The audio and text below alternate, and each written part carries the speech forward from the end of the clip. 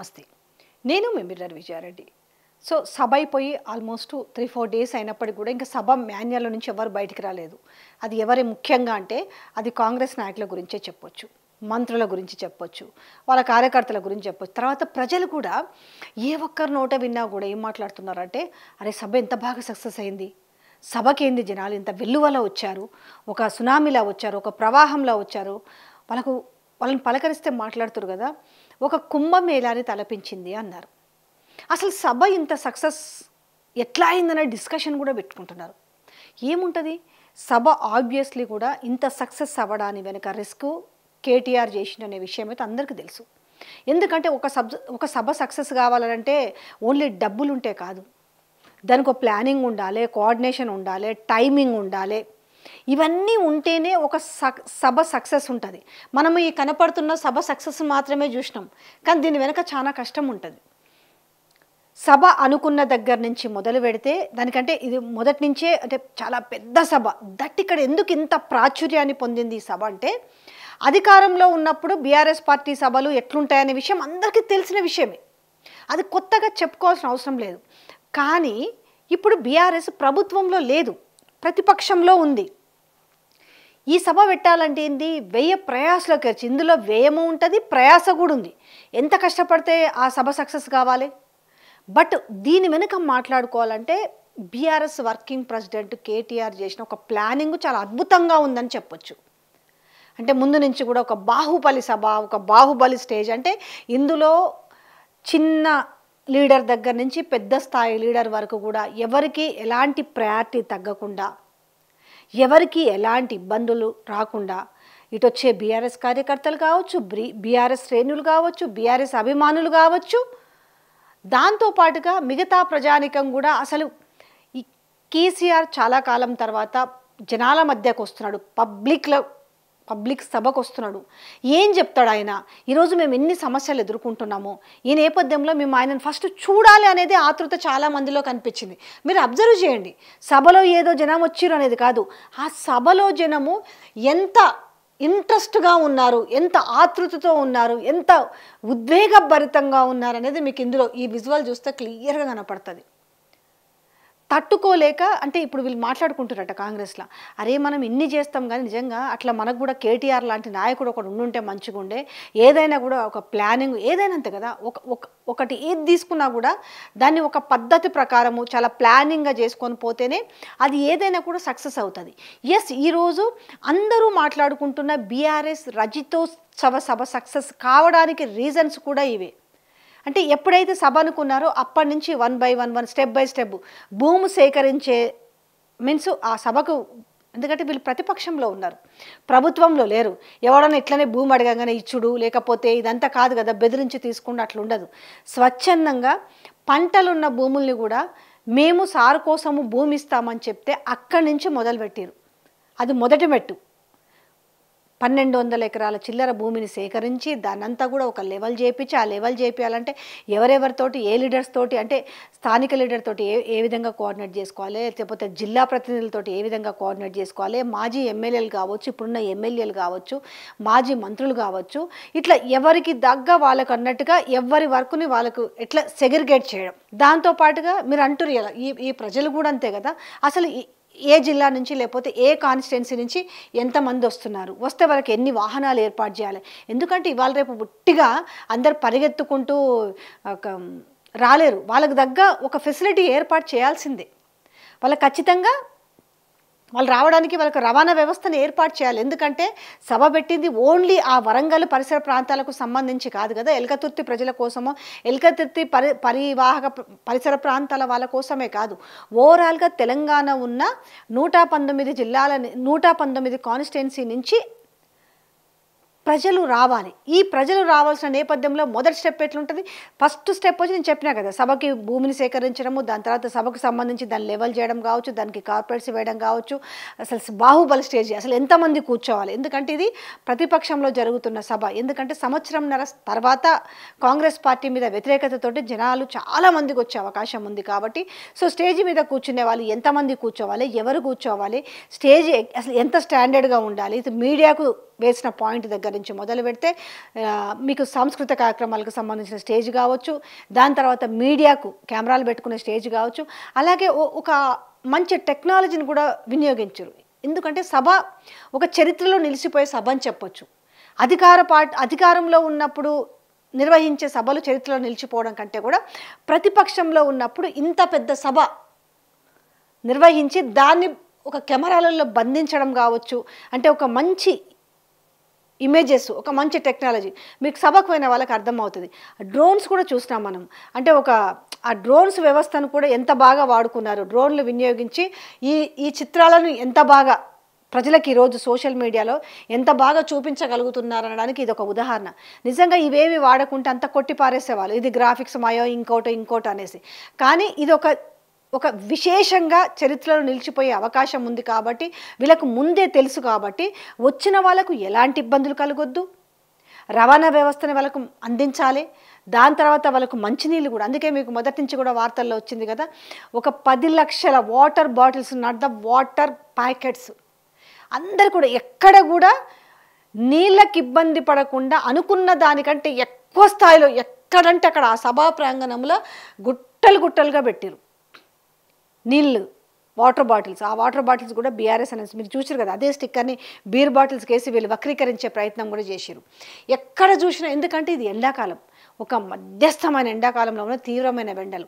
God grace ఏందని అంటే నిజంగా చెప్పాలి అంటే సభకు నేను పోయినా కాబట్టి చెప్తున్నా, మధ్యాహ్నం 2:30 నుంచే వాతావరణం అనేది అనుకూలించడం ప్రారంభించింది, చల్లబడింది, కొంచెం మబ్బులు కమ్ముకున్నట్టు అనిపించింది.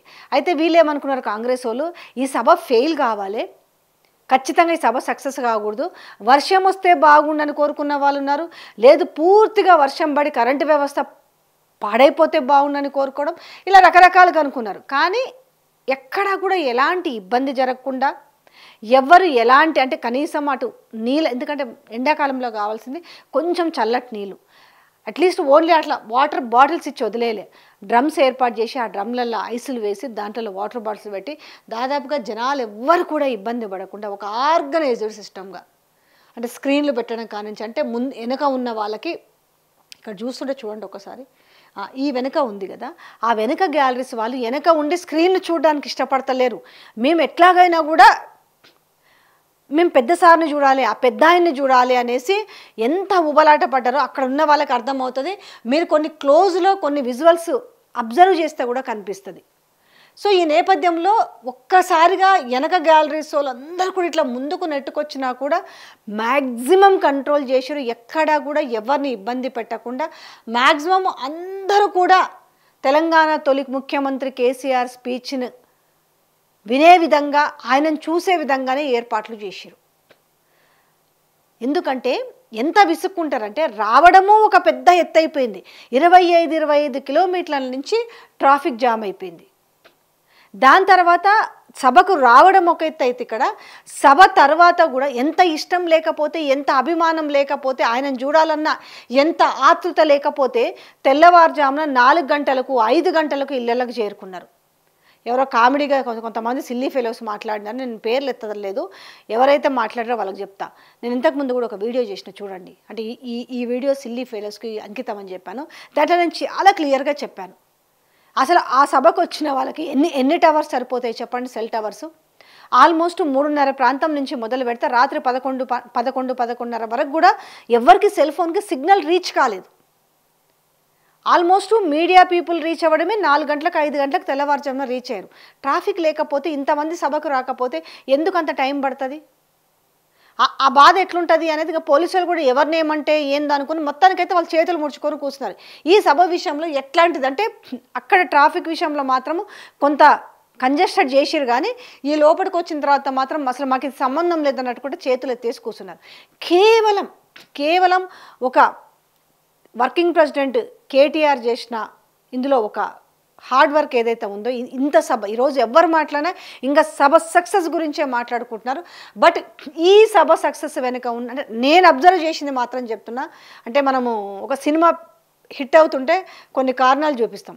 కొన్ని సినిమాలు ఒక్కరి వల్లే హిట్ అవుతాయి కదా, హీరో వల్లనే. అందుకే లేదు ఇంకొక ఆర్టిస్ట్ వల్ల అరే ఎంత బాగా చేసిండ్రా అనేసి భుజాల మీద వేసుకొని చేసిండ్రు అంటారు కదా, వన్ మ్యాన్ ఆర్మీ షో అన్నలాగా.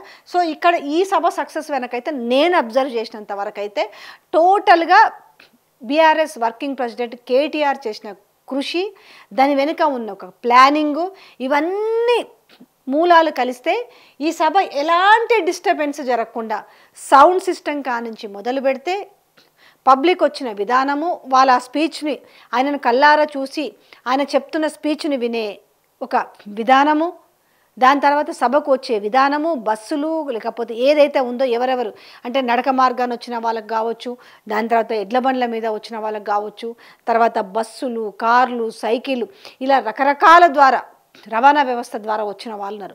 వీళ్ళందరినీ కూడా ఏ ఒక్కరిని కూడా వదిలిపెట్టలే. ఎవరెవరు ఎట్లొస్తున్నారు, ఎవరెవరికి ఏ బాధ్యత అప్పచెప్పాలి, ఇక్కడ ఎవరెవరు ఏం చూసుకోవాలి, ఇట్లా మొత్తం కూడా డిస్ట్రిబ్యూట్ చేసిరు. అంటే ఎక్కడ కూడా ఏది కూడా ఒక మెస్సీ వ్యవహారం కాకుండా, అంటే గజిబిజి ఇది నేను నీకు చెప్పినా కదా, ఇది నువ్వు చూసుకున్నావు, లేకపోతే ఇది నాకు చెప్పాలి, ఇట్లాంటిది ఒక చిన్న క్లాష్ కూడా రాకుండా ఇంత పెద్ద ఎత్తున తెలంగాణలో ఇది నిజంగా చెప్పాలంటే ఒక హిస్టరీలో నిలిచిపోయే అంశం. నిజంగా చెప్పాలంటే నేనేదో ఇక్కడ పెద్దగా నేనేదో గొప్ప చెప్తున్నాను కాదు, నేను అక్కడ జరిగిన వాస్తవాన్ని మాత్రం చెప్తున్నా. నేను గత సభ అయిపోయిన 2-3 రోజుల నుంచి కూడా మీకు రోజుకు ఒక వీడియోనో 2 వీడియోలు దీని గురించే చెప్తున్నా. ఎందుకంటే ఇంకా తెలంగాణ రాష్ట్రమే కాదు, ఆంధ్రప్రదేశే కాదు, ప్రపంచవ్యాప్తంగా ఉన్న తెలుగోలు ఈ సభ గురించే మాట్లాడుకుంటున్నారు. సో ఇక్కడ కూడా చూడొచ్చు, ఇక్కడ ట్రాఫిక్ వ్యవస్థని దీన్ని క్లియర్ చేస్తుంది కూడా చూస్తున్నాం. ఇక్కడ మనము హరీష్ రావు అంటే ఎంత ట్రాఫిక్ ఉంది అంటే సభ సక్సెస్ అయింది అనడానికి మీకు ఎన్నో ఉన్నాయి. ఇందులో నేను వెనుక చూపిస్తున్నాను వీడియోలో ఎన్ని రీజన్స్ ఉన్నాయి చూడండి. మీరు సభకు ప్రజలే రాలేదని మాట్లాడిన మంత్రులకు కావచ్చు, లేకపోతే కొందరికి కళ్ళుండి చూడలేని గుడ్డి వాళ్ళకి కావచ్చు, నేను చెప్పగలిగేది ఏంటంటే ఓవరాల్గా ఎంత సిస్టమేటిక్ చేసి ఉంటే ఈ సభ సక్సెస్ అవుతుంది, ఎంత హార్డ్ వర్క్ చేసి ఉంటే. అంటే ఇందులో అంటే బీఆర్ఎస్ సోషల్ మీడియా వారియర్స్ కావచ్చు, ప్రతి ఒక్కరితోటి కోఆర్డినేట్ చేసుకోవాలి. ఎందుకు ఇక్కడ సభకు వచ్చిన వాళ్ళు ఏ విధంగా ఇబ్బంది పడకూడదు, ఎప్పుడు ఏ ప్రోగ్రాం ఎప్పుడు జరగాలి, సో వేదిక మీదకి వచ్చిన తర్వాత వేదిక మీద ఉన్న వాళ్ళకు ఎలాంటి ప్రాధాన్యత తగ్గకూడదు, ఎవరు ఏ రోలో కూర్చోవాలి, ఎవరు ఏంటనేది చాలా. అందుకే మీరు ఈ సభ దగ్గర ఎక్కడ ఒక చిన్న గడబడిని కూడా మీరు చూడలేకపోయారు. బట్ ఓవరాల్గా ఎంత ప్లానింగ్ అవసరం. అందుకనే అపోజిషన్ కాదు, ఇటు బీజేపీ కావచ్చు, ఇటు కాంగ్రెస్ పార్టీ నుంచి అరే మనకు కూడా ఇలాంటి నాయకుడు ఒకటి ఉంటే మంచిగా ఉంటుంటే కదా. చూడు, ప్రతిపక్షంలో ఉండి అధికారంలో లేకున్నప్పటికీ కూడా సభను గింత సక్సెస్ అవ్వడము అనేది ఎంత ఆశ్చర్యానికి గురి చేస్తుంది. ఇది మనం ఎందుకు ఫెయిల్యూర్ అవుతున్నామంటే అనే విషయాన్ని వాళ్ళు చెప్పుకుంటున్నారంట. అరే మనం బయటికి ఎన్నన్నా మాట్లాడుతున్నాం కానీ ఒక నిబద్ధత ఎంత కావాలి, ఇవాళ ఎందుకు ఇంత స్ట్రాంగ్ బేస్లో ఉంది. ఇవాళ బీఆర్ఎస్ ప్రతిపక్షంలో ఉన్నప్పటికీ కూడా 10 మంది ఎమ్మెల్యేలని మనము నయాన్నో భయాన్నో బెదిరించి తెచ్చుకున్నప్పటికీ కూడా ఎక్కడా జడవకుండా, సో అక్కడ లగచర్ల నుంచి మొదలు పెడితే లగచర్ల ఇష్యూ కావచ్చు, లేకపోతే హైడ్రా ఇష్యూ కావచ్చు, మూసీ ఇష్యూ కావచ్చు, మొన్న జరిగిన కంచెగచ్చిబౌలి విషయంలో విద్యార్థులకు బాసటగా నిలిచి మీకు మేమున్నామంటూ పోరాటం చేసుకుంటూ, మీకు ఏమన్నా జరిగితే మేము అన్నిట్లో మేమున్నామని భరోసా ఇచ్చుకుంటూ లగచర్ల విషయంలో చూసినాం. మహిళలపైన చేసినాం, పోలీసులు చేసిన అకృత్యాలకు గాను ఢిల్లీకి బాసటగా వీళ్ళకి నిలబడ్డారు. వాళ్ళు ఎన్హెచ్ఆర్సీకి పోయినరు. అందరి రాజకీయ నాయకులు కలిసే విషయంలో కావచ్చు, మీ వెనుక మేమున్నామని ఆ ఆడబిడ్డలకు బాసటగా నిలిచిన వైనం కావచ్చు. అంటే ఏం నేర్చుకోవచ్చు, ఒక ప్రతిపక్షంలో ఉన్న ఒక మాస్ లీడర్గా ఎమర్జ్ అవుతారంటే ఊరికనే అవ్వరు అనడానికి మనం కొన్ని రీజన్స్ చెప్పొచ్చు, చూసుకోవచ్చు. మనకి ఇక్కడ ఎగ్జాంపుల్ కనిపిస్తుంది. ఇక్కడ ఎన్ని జరిగినాయి పెద్ద ఇష్యూస్. ఫస్ట్ జరిగింది ఏంటిది, హైడ్రా తెచ్చినాక పేదోళ్ళ ఇల్లులు కూలగొడుతున్నారని అంటే ఆ పేదోళ్ళ ఇల్లులు కాదురా నాయన, మీరు చేయాల్సింది ఇది కాదు ఇదని చెప్పేసి వాళ్ళకు బాస్టగా నిల్చున్నాడు. చిన్న పిల్ల పాపం పుస్తకాలు ఏరుకుంటుంది, నా వాటర్ బాటిల్ ఎక్కడ, నా లంచ్ బాక్స్ ఎక్కడ, నా స్కూల్ బ్యాగ్, అది చలించిన తర్వాత నెంబర్ తీసుకుని వాళ్ళ ఇంటికి పోయి ఆ కుటుంబానికి కొంత బాస్టగా నిలవడం జరిగింది, నేను మీకున్నానంటూ. దాని తర్వాత మూసి తర్వాత లగచర్ల తర్వాత ఆశా వర్కర్లు, ఇట్లా చెప్పుకుంటా. అంటే మనకి నేను వేల మీద లెక్క పెట్టే అని చెప్తాను, ఇంకా చాలా ఉన్నాయి. అంటే మనకు మీడియాకు నేను జస్ట్ మనకు కనిపించినవి నేను మీ ముందుకు ఈరోజు గుర్తు చేస్తున్నా. సో ఈరోజు ఒక మాస్ లీడర్గా ఎమర్జ్ అయిపోయిండు. అంటే మనము అందుకనే మీకు ఎన్ని మాట్లాడినా కూడా అందుకే కదా ఈరోజు పొద్దున్న లేస్తే కేటీఆర్, లేస్తే నిలబడితే కేటీఆర్, కూర్చుంటే కేటీఆర్ అనే మాటని మనం ఎందుకు ఈరోజు కాంగ్రెస్ నాయకుల నోట్లో నుంచి చూస్తున్నాము? సో అది అంటే ఒక నిబద్ధత గల నాయకుడు ఏదైనా టేకప్ చేస్తే ఏదైనా ఇవన్నిట్లో భాగంగా ఈరోజు ఈ సభ సక్సెస్ అని మనం మొత్తం ఇప్పుడు కోడే కూస్తున్న నేపథ్యంలో ఈ సభ సక్సెస్ వెనుక కేటీఆర్ మాస్టర్ ప్లాన్ అనే చెప్తాను నేను. ఇది ఒక మాస్టర్ ప్లాను. ఇది ఈ కేటీఆర్ ఈ మాస్టర్ ప్లాన్ ఎదుటోళ్ళకి ఒక స్ట్రోక్ అని చెప్పాలి. అంటే ఇంకా తేరుకోలేకుండా పోతున్నారు. ఈ సభ గురించి మాట్లాడుకుంటూ ఉన్నారు. ఇది ఓవరాల్గా సో నేను చెప్పొచ్చేది ఏంటంటే సభ సక్సెస్ అని మాట్లాడుకుంటే ఈ సభ సక్సెస్ వెనక ఎన్ని అంశాలు ముడిపడి ఉంటే ఈ సభ సక్సెస్ అయింది. ఇదొకటే కాదు, చివరికి ఇంకోటి కూడా. అయితే ఈ సభ సక్సెస్ విషయంలో మాట్లాడుకునే ముందు ఈ సభ సక్సెస్లో ఇంకొకరు కూడా ఎవరు ఉన్నారయ్యా అంటే రైతులు ఉన్నారు. ఆ రైతులు కూడా అడగగానే భూములు ఇచ్చారు కదా. సో ఆ రైతులను మళ్ళీ మర్చిపోకుండా జనరల్గా ఏమవుతుంది, ఒక ఆల్మోస్ట్ 1200 ఎకరాలంటే బోల్డంత మంది రైతులు ఉంటారు. ఒకరికి 1 ఎకరం ఉండొచ్చు, ఒకరికి అర్ధ ఎకరం ఉండొచ్చు, ఒకరికి గుంటలు ఉండొచ్చు, ఒకరికి 5 ఎకరాలు ఉండొచ్చు, ఒకరికి 2 ఎకరాలు కూడా ఉండొచ్చు. అయితే ఇవన్నీ గెట్లన్నీ చెదిరిపోతాయి ఖచ్చితంగా. ఎందుకంటే వీళ్ళందరూ కూడా సభకు రావాలి అని అంటే ఇంతమంది ఈ సభలో నిల్చోవడానికైనా కావచ్చు, ఇంతమంది ఈ సభలో కూర్చోవడానికి కావచ్చు, డెఫినెట్గా దాన్ని చదును చేయాలి. మళ్ళు ఉంటాయి, గెట్లు ఉంటాయి. సో ఇవన్నీ చదును చేయాలి కాబట్టి ఆ గెట్లు కంపల్సరిగా పోతాయి. కానీ దానికి కూడా సిద్ధపడి రైతులు ఈ సభ కోసం భూమి ఇచ్చారు. బట్ వీళ్ళు కూడా మా సభ అయిపోయింది ఇంకా మేము వాళ్ళని అట్లా తోసేసినామని కాకుండా వాళ్ళకి ఇంకో మెసేజ్ పాస్ చేసి ఇంకొక బాసట ఇచ్చారు. మీ గెట్లన్నీ తిరిగి మళ్ళీ మీకు సెట్ చేసి ఇచ్చే బాధ్యత కూడా మాది అనేసి మెసేజ్ కూడా పాస్ చేయడం జరిగింది.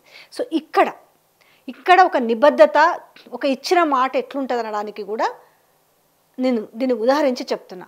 సో ఇవాళ ఇంతమంది ఇక్కడ కూర్చున్నారు అనుకుంటే ఈ సభ సక్సెస్ అయిందంటే దీని వెనుక భూములు ఇచ్చిన రైతులు, దీని వెనుక అద్భుతమైన ఒక ప్లానింగ్.